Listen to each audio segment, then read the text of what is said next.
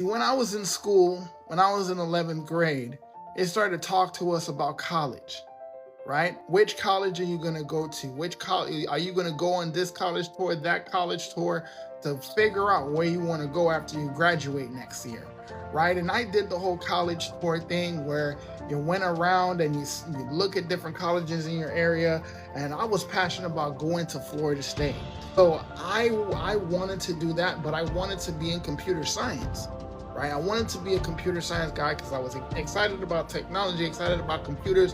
Why? Because I heard computers and being in the tech world can at least get you in a six-figure range, right?